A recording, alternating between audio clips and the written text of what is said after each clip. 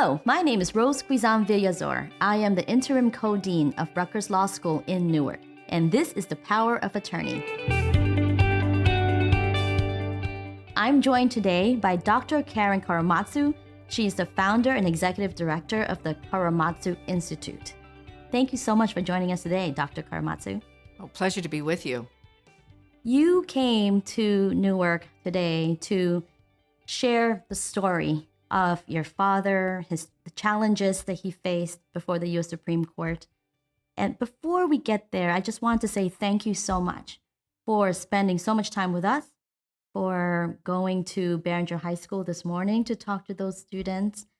Why don't we start there? Tell me what it was like for you to talk to the students this morning. I was so excited to be able to speak to the students of Behringer High School.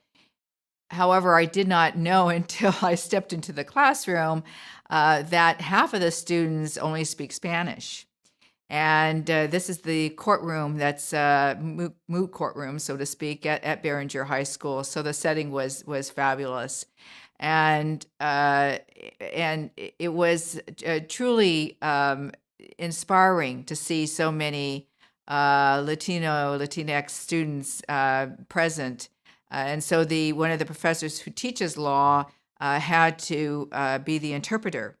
And it was great to connect with the students, just in general, because even though many of them come from immigrant families, I mean, this is America. This is the opportunity and the promise of America. And to me, being an American is to uphold citizens and non-citizens. And that's why I speak across this country to share my father's story, the lessons of history, so that we stop repeating them. But it seems like that hasn't happened yet, and to hopefully let people know that one person can make a difference in the face of adversity, as my father did. Did the students know about your father's case? Or cases, rather? They did have a little bit of background. I learned from the professors, so they had a bit of understanding. But certainly, it's their facts, right? And what I was trying to do was share the personal side, the challenges. They didn't know that when my father decided to take a stand against the government to disobey the military order, that he would be ostracized and vilified from his own Japanese American community. He experienced that after his bail hearing, after his arrest and bail hearing, of course, and then sent to one of the assembly prison centers that were up and down the West Coast of Washington, Oregon, California, and Arizona, which were really converted horse stalls. Mm-hmm. And what's so appalling to me that I wanted to share during that time in 1942 was the way that Japanese Americans were treated.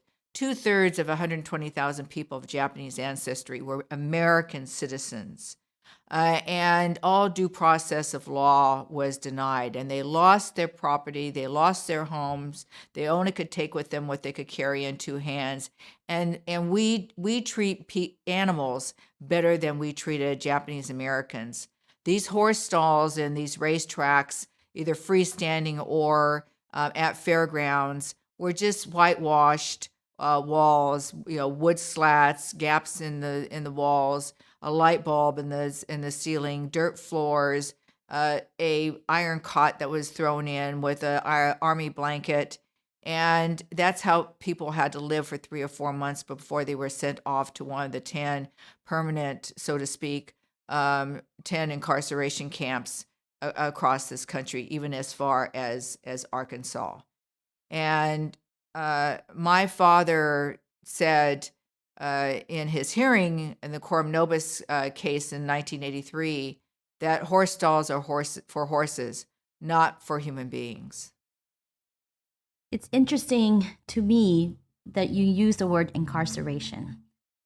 Can we talk about that? Because within the way that we talk about Japanese American history during this time period, some use internment, some use incarceration, and others use concentration camps.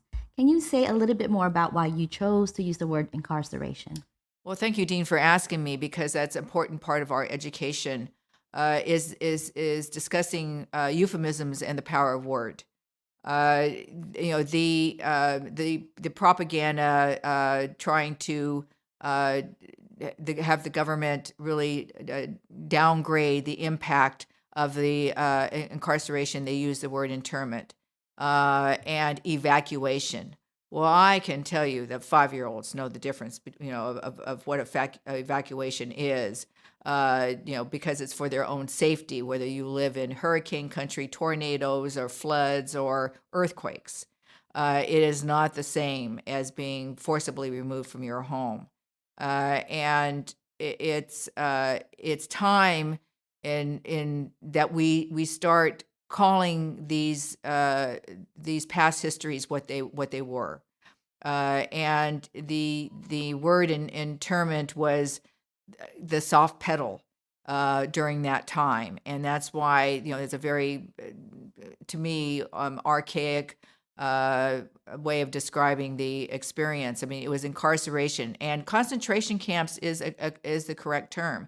Even President Roosevelt and one of the justices in the decision in Korematsu versus the United States referred to the Japanese American incarceration as concentration camps. And it's certainly, there's different the concentration camps of the Holocaust. Many of them were death camps. Mm-hmm. But I can tell you, many people thought they were going to get shot and killed even when they were incarcerated as Japanese Americans in this country. That was how frightening it was for especially the elderly. And it didn't matter if how old you were. I mean, we showed today, actually, in the lecture this morning, a flag that I brought that was 48 stars. That was the current number of states in 1942. And Judge Gogo in Santa Clara, California, a Superior Court judge, took upon himself, after he heard me speak, as a project of furthering education, and has gone around the country having Japanese American incarceree survivors sign this flag on the stripes, and even the 442 in the stars, as a further way of telling the story, and to let people know that children had to grow up in these prison camps. High schools were created in these camps, and can you imagine, if you're in high school, that you have to graduate behind barbed wire? That's your graduation? It's pretty outrageous what this government did. And those are the stories that don't necessarily get told, and that's why I'm adamant about sharing these types of details, because to show the inhumanity. And this is not just a Japanese American story or a West Coast story. This is an American story. This is about all of us. It is an American story.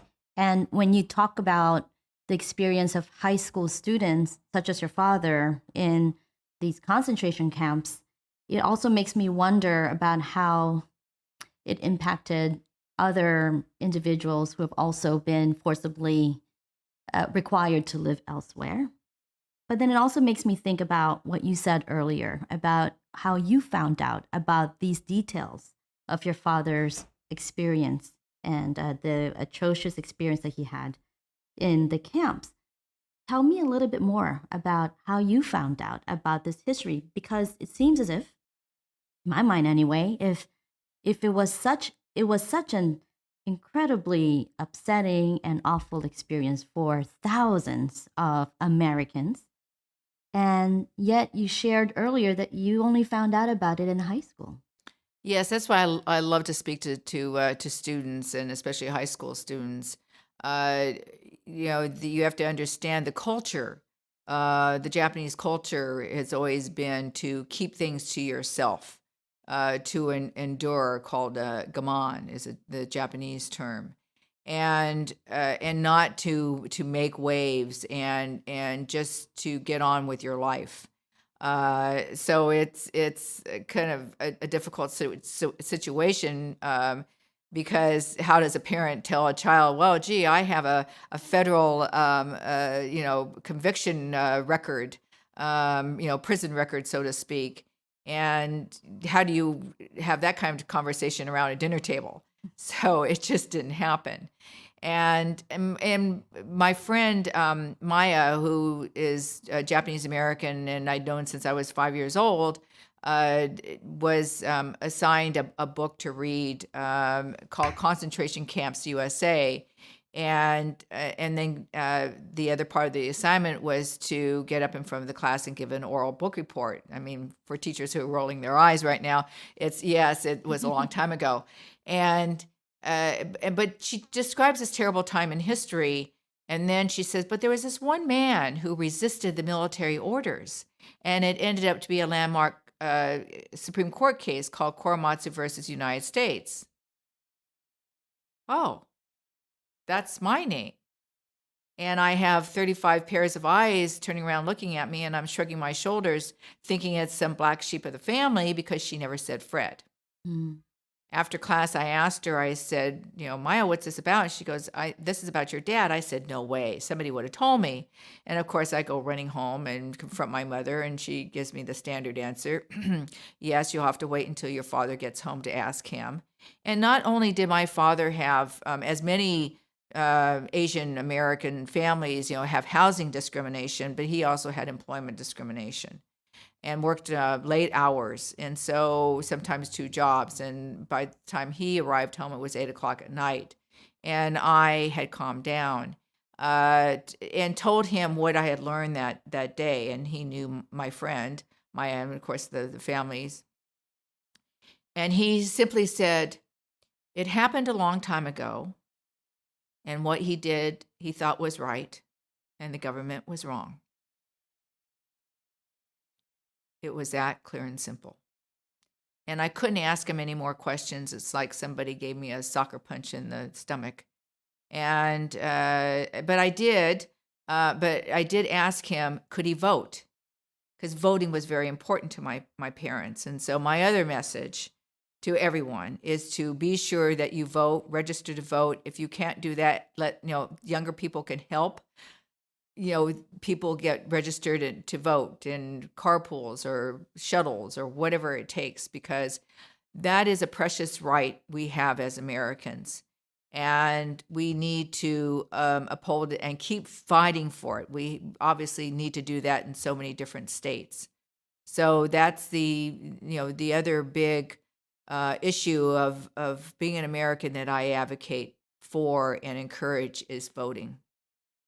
Earlier today, during the lunch talk about the need to remember history so we do not repeat the mistakes that we've made here in the United States, Assemblymember Raj Mukherjee of the New Jersey General Assembly described your father as patriotic.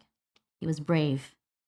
And I can see here, the audience can't see, but you're smiling and you agree with that. You've been lobbying across the country for a Karamatsu Day, so to remember his work in civil rights and civil liberties. You probably know Karamatsu, both cases, more than anybody, more than constitutional law professors in the country. So to our audience, can you just explain in general terms what the Supreme Court said in Karamatsu versus United States? The original, yes. Or the original case was a 6-3 decision, so it wasn't unanimous. So they did uphold my father's federal conviction of disobeying the military orders. What's important is the dissenting opinions. Justice Robert Jackson referred to my father's case as this lies around like a loaded weapon, ready for anyone to pick up and use with a plausible cause. I'm paraphrasing, of course. Justice Murphy called it the ugliness of racism, and Justice Owen Roberts said it was unconstitutional. My father was totally disappointed, but that didn't stop him from not believing in the Constitution, this country, and the Supreme Court. He always had hoped he could reopen up his case, but he didn't know how to do that. And it took almost 40 years. So now we fast forward to the Coram Nobis case. You said earlier your father would not even talk to you about the details of what happened to him in the concentration camps. But then years later, he wants to reopen it. What brought him to that place that compelled him or encouraged him to reopen this wound that he kept hidden for so long? Evidence. Hmm. Professor Peter Irons, who's a legal historian, was doing research in Washington, D.C., as he wanted to write a book about the World War II Supreme Court cases, and he found the smoking gun. He found a box, and on top of the box, in actually Immigration Naturalization Files Department, the memo from the Department of Justice saying that we are lying to the Supreme Court. So they had withheld evidence, destroyed evidence, and altered evidence. And that on that technicality, since we're speaking to a legal audience, my father had served his sentence of probation, and on that basis, when an error has been made before the court, i.e., in writ of error petition coram nobis, that's the Latin for coram nobis, they were able to reopen up his case along with Gordon Hirabayashi and Minya Sui.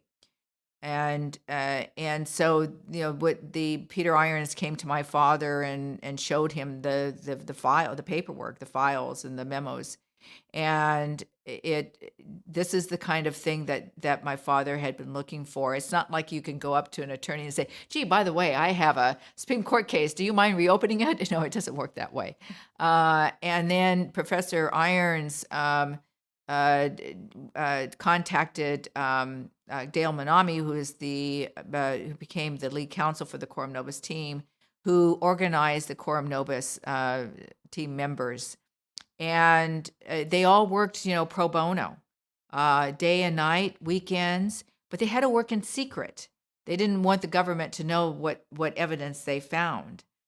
So it was an important process. And when the hearing took place on November 10th, 1983, in San Francisco in the Federal District Court of Northern California, it was really the day that all Japanese Americans who had been incarcerated never had. It was also their day in court because they had been denied due process. And that's why my father reopened up his case. He didn't do it just for himself. Yes, he wanted to have his name cleared. He didn't, when you have a federal record, conviction, you can't work for the government. There's a lot of things that you can't do. You can't vote. You can't vote in some states. But he did this for his own Japanese American community, even though they had ostracized him from day one. They vilified him and didn't want anything to do with him. And so my brother and I were never part of the Japanese American community growing up. But even when his case was reopened, at the time was redress and reparations for the Japanese Americans. And a group of them said to my father, "Well, Fred, if you reopen up your case, you may lose our chances to win."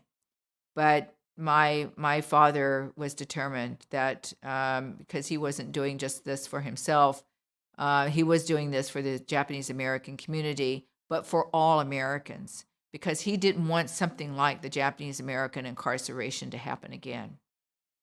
Working on civil rights, it takes a lot of work, a lot of collaboration that needs to happen within your own community, with communities, with other members of other communities.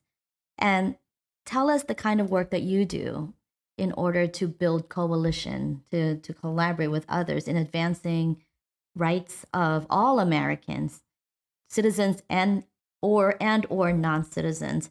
What are some important lessons that we can learn from the work that you do on collaboration and coalition building? Well, you have to get out of your own comfort zone. And certainly for me, this didn't happen overnight. I wasn't even exposed to civil rights advocacy until um, my father's case was reopened in 1983. So I was, as you said, 33 years old, and found a whole new world of how we can make a difference, and in learning how to work with other organizations. When my father's case was reopened, the MALDEF, the Mexican American Legal Defense Fund, was there in support. The African American legal community, NAACP, was there in support. All these other different communities were part of that effort, and because this is about standing up for our rights as Americans. You know, what I say is, prejudice is ignorance, and the best tool, the most powerful tool we have is education, but also to work across communities, to get out of our silos.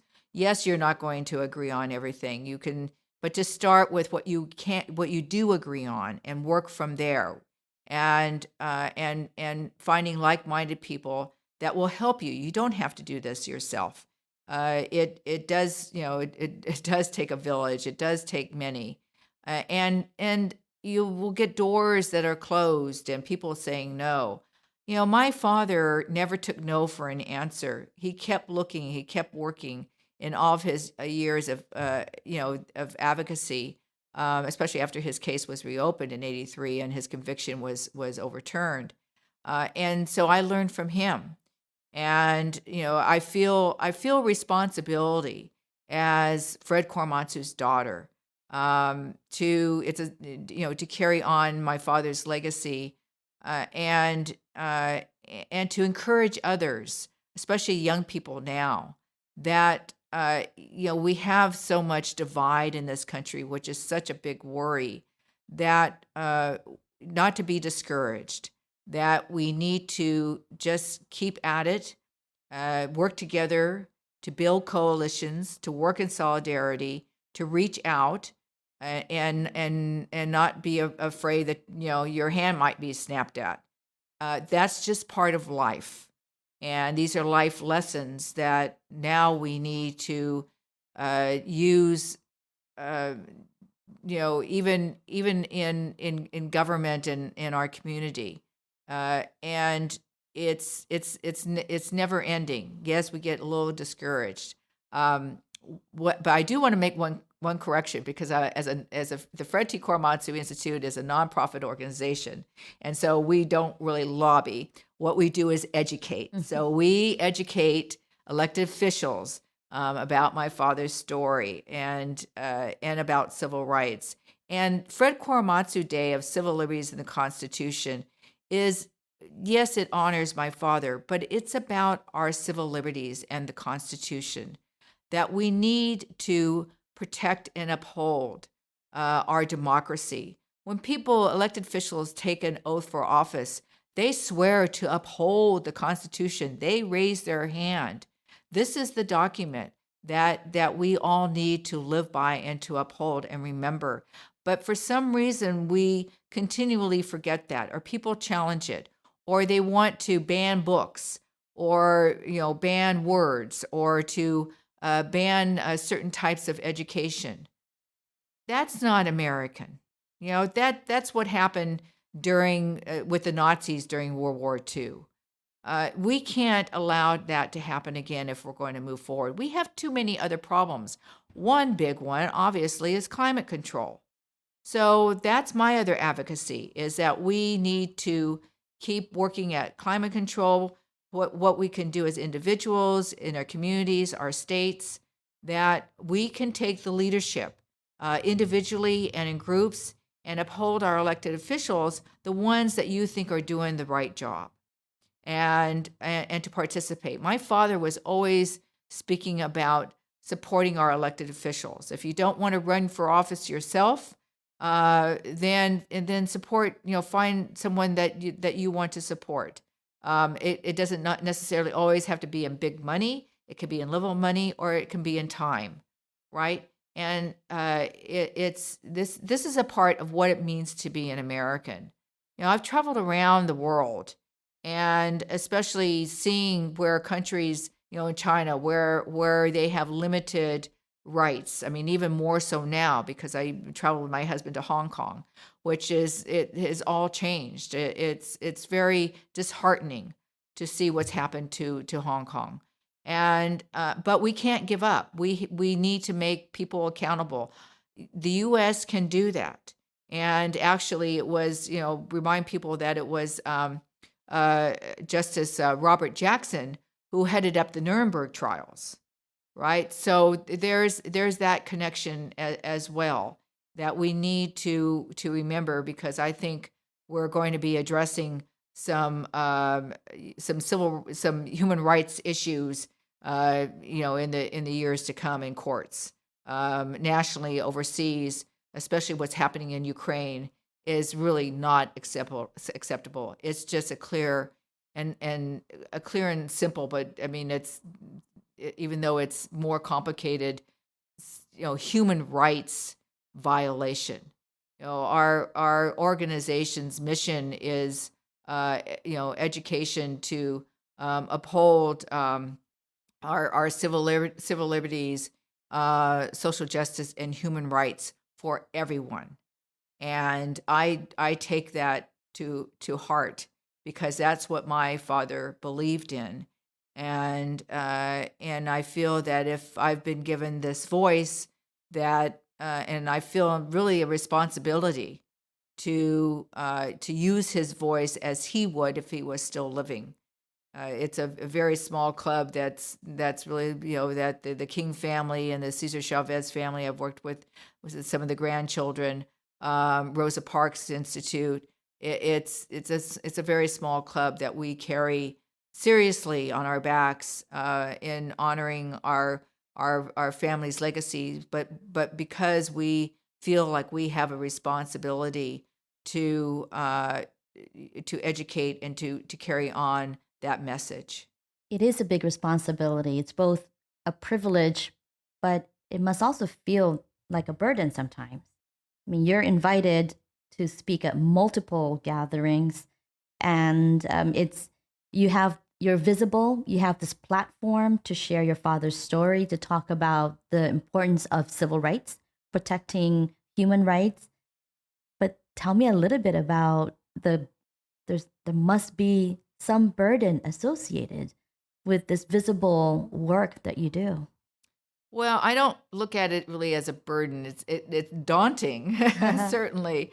That's kind of the way I feel, because it's like I only have so much time left on this planet, and I've got so much work to do, and I've got to get it done. And not only do we want Fred Korematsu Day of Civil Liberties in the Constitution for the state of New Jersey, Yes. but for other states, and hopefully a national day. I'm sure everybody else would like to have a holiday, like we do for Martin Luther King Jr. But the point is, before I didn't think it was important. When Assemblymember Warren Fuatani of California brought this to me to ask if it would be okay to have a day named after my father, and he said it's going to encourage civil liberties in the Constitution. I said, yes, but state by state, and of course, this doesn't cost any money for the states. It's to honor that day, to actually encourage education through the department, the individual departments of education superintendents, and for students, and also public programming, but then I found, because even though the day is maybe in perpetuity in California, Hawaii, Vermont, Florida, believe it or not, and now Arizona, and Governor Ducey, who is a Republican, just signed that bill, which is encouraging. If it's not a holiday, then there doesn't seem to be the remembrance or the recognition of what the day means, of the importance that, especially at this time of divide of our country, that our civil liberties in the Constitution are important to uphold, because our democracy is fragile. We see that. We saw that on January 6th. And we need to have this generation and future generations be sure that we, preserve that democracy. That's certainly what Ukraine's trying to do. And it's important that we encourage that we support it, and and have people participate. So civic education and participation is another one of our efforts at the Korematsu Institute. That in order to make a difference for ourselves, our family, this country, that civic participation is key. And as I talked about elected officials, but it could be as simple as Board of Education, Parent Teachers Student Association, Girl Scouts, Boy Scouts, any of the organizations. Those are all ways of supporting our community. I learned from my parents because that's what they did. And we want to encourage students to let them know that they belong here. This is about belonging. This is about being accepted, but that they are important. And we all have legacies, and we need to learn our own stories so we can appreciate other people's stories. Thank you for sharing the work that you do in the Karamatsu Institute. One of the recent cases that you worked on is Trump versus Hawaii.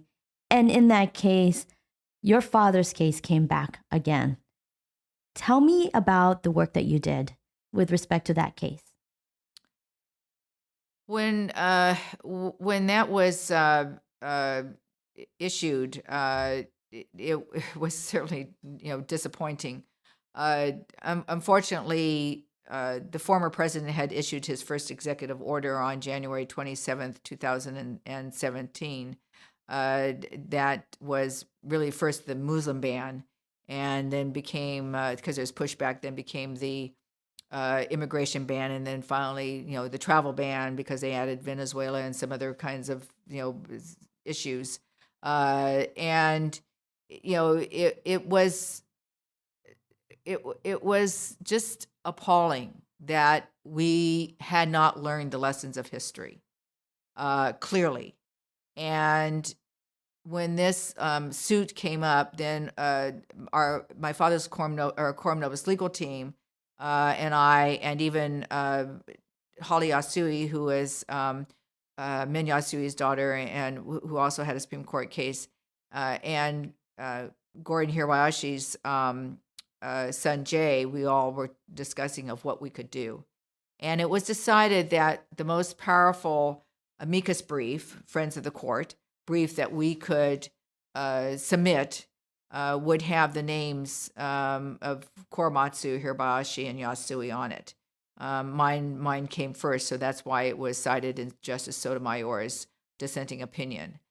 But the reason that we wanted to submit an amicus brief was to remind the court of the dangers of overreaching of power. And because that was what seemed to be happening, was the overreaching of power.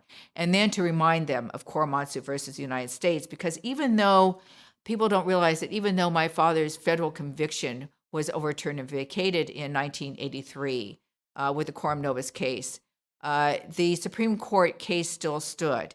Only the Supreme Court can reverse itself. No other lower court can. And so that's why we reminded the court that it was still there. I mean, of course, we were hoping that they would overturn Korematsu versus the United States, but certainly only if the majority opinion also was against Trump versus Hawaii. But that didn't happen. What are your thoughts about the majority's opinion? Well, certainly I found it disappointing. And it, the audience should know this was a 5-4 decision. So the majority was 5, and obviously there was dissent in the court. But Justice Sotomayor wrote a scathing dissenting opinion, And the answer to her dissenting opinion, Chief Justice Roberts said, and I quote, "The dissent's reference to Korematsu, however, affords this court the opportunity to express what is already obvious. Korematsu was gravely wrong the day it was decided, has been overruled in the court of history, and to be clear, has no place in law under the Constitution," unquote. Now, at first, we were under the opinion, or I was under the opinion, that that this meant Korematsu versus the United States was overruled. Well, a few days later, wrong, I was told by Neil Katyal, who presented in front of the Supreme Court in Trump versus Hawaii, and he said that for all you attorneys out there, that this opinion from the Chief Justice was dicta, meaning it was his opinion. The overruled in the court of history is his opinion and has no meaning in upholding the Trump versus Hawaii decision. So therefore, it's not overruled. It still stands. Now, whether it could be used as a precedent in another Supreme Court case, stay tuned. For you young aspiring attorneys, you never know when you're going to be coming across another Supreme Court case where you may be able to cite Korematsu versus United States and try to finally put it in its rightful place, where it doesn't have impact in this country. But Justice Sotomayor's opinion, and if you, I encourage you all to read it because it is so well written, and it was an honor to have her cite my name. She writes brief for Karen Korematsu et al. As amica curiae, and has gone to great lengths to shield the Secretary of Homeland Security report from view. I mean, that's what we're saying. And as here, there was strong evidence that the impermissible hostility and animus motivated the government's policy, as in this Trump versus Hawaii. And then she goes on to say that our Constitution demands and our country deserves a judiciary willing to hold the coordinate branches to account when they defy our most sacred legal commitments. Because the court's decision today has failed in that respect, with profound regret, I dissent. And that was pretty powerful for Justice Sotomayor, because, in my opinion, she went for the jugular, and that's not a legal term. And because she usually ends her dissenting opinions with I respectfully dissent, and in this case she just dissented, full stop. And I think that's a caution about our judiciary. Now, I do want to add how thrilled I am to have the first Black African American woman on our Supreme Court. Yes. Ketanji Brown Jackson, and it's a step forward. It's as she said, a long decades, but we got here, and hopefully the next Supreme Court justice will be an Asian American.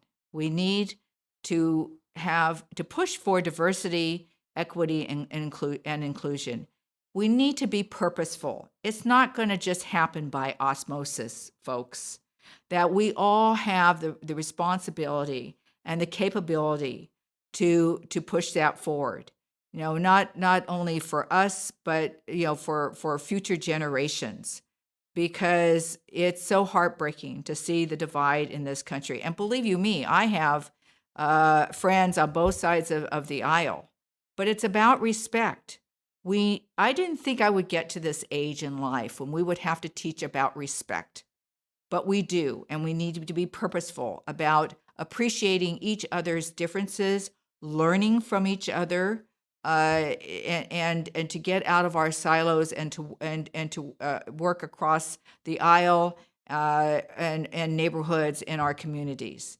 This is what it's going to take if we're going to have a country that is going to stand up to its image. I mean, the rest of the world looks to us to set the example, and right now they're just kind of wondering what the heck is happening to us. I know people across in other countries that are friends that are saying, "Wait, what's happening to America?" I mean, even though we kind of keep trying to push in the right direction, we've got to do better. We can't be complacent. And it's going to take all of us, and I mean all of us. And everybody has, people will say, well, gee, right now I don't have much time. Well, that's okay. You can do it by voting to support you. Everyone has ebbs and tides in their ability to participate civically. Maybe not a lot now, maybe later. Maybe if you're retired and you've got more time, you can do it then. But there's different stages in your life and different times in your life. And if we all did just a little bit, then we would have a better country. And to make people, accountable for what they say. If you disagree with someone, they're being rude, and the microaggressions that we see, call them out and say, hey, you can't say that. No, you can't do that. It's morally, what happened to our moral principles? Why should I be having to talk about moral principles in 2022? But it's clear that we seem to have lost that. And we all can be a part of that. You don't have to have a PhD to have moral principles. It should just be part of who we are as individuals. And to keep working at it and encouraging young people that they can make a difference. Fred Korematsu was one person who made a difference in the face of adversity, and so can you. It's important to remember that we all have that ability. You just have to reach deep down inside and look for that help, that inspiration. Whoever your motivation is, or those leaders who you that you admire, could be Fred Korematsu. It could be Mahatma Gandhi. It can be Martin Luther King Jr., Cesar Chavez, Rosa Parks. All those leaders were leaders of peace, and we need to remember that we have that capability of reminding each other that we can make a change for the positive. And as my father said, stand up for what is right and don't be afraid to speak up. And you're doing that. You are speaking up for so many of us. As an Asian American, Filipino American, I'm really grateful to you for the advocacy and the work and the visibility that you have taken on in order to share the stories and the struggles of your father, other Japanese Americans, and other Asian Americans. Next month, as you know, is going to be May is Asian American Pacific Islander Heritage Month. What do you do? What do you like to do during AAPI month? Well, I've got so many speaking engagements, but I think sharing stories, sharing stories of our own community, and learning about other cultures. I'm always encouraging, especially like students, to get together and share food. Now, who doesn't like food? I mean, we've got such a diversity of food in this country, and there's so many different types of Asian American foods that we could share. So, have a movie night and bring food and like a potluck and share food and tell stories. That's how we learn from each other. And bring a speaker that's Asian American that you are interested in. It could be an elected official. It could be a teacher. It could be a student. Somebody from your own family. that could come and speak, especially in the schools. But any organization. I know you're doing things here at the law school. So these are the opportunities and why we need to recognize our different ethnicities. Why we have Mexican American Heritage Month and Black American Heritage Month and all these indigenous. We need to make that concerted effort to remind everyone that we all have something to contribute, that we are proud of our ethnicities, and sharing that and working together is what it means to be an American. The last 2 years have been incredibly hard on millions of people. The United States, there's the pandemic, racial reckoning. Within our community, many of our people within the community, AAPI individuals, were subjected to anti-Asian violence, hate crimes. Tell me about the work that the Fred Korematsu Institute has done with respect to addressing anti-Asian hate and violence. Well, thank you for asking me that question, Dean, because it's been certainly an important part of our work, and people finally are recognizing Asian Americans in this country. With what's happened during the pandemic, the Asian American community has always supported Black Lives Matter, and with the killing of George Floyd, which was so outrageous, and we even spoke out against that. But when you talk about other Asian Americans, because it's the vulnerable and the elderly that were attacked, the killings in Atlanta. These are definitely hate crimes, and we need to recognize what they are. But the thing is people don't realize, and this is where education has fallen down, that the history of violence and hate against Asian Americans didn't just start with the pandemic. There's a long history, but even before the Chinese Exclusion Act. And that's why we have been promoting through the Korematsu Institute even ethnic studies as part of this action, to talk about all of us, to educate about all of us. But we have promoted the hollaback harassment training as part of recognizing what happens in the streets.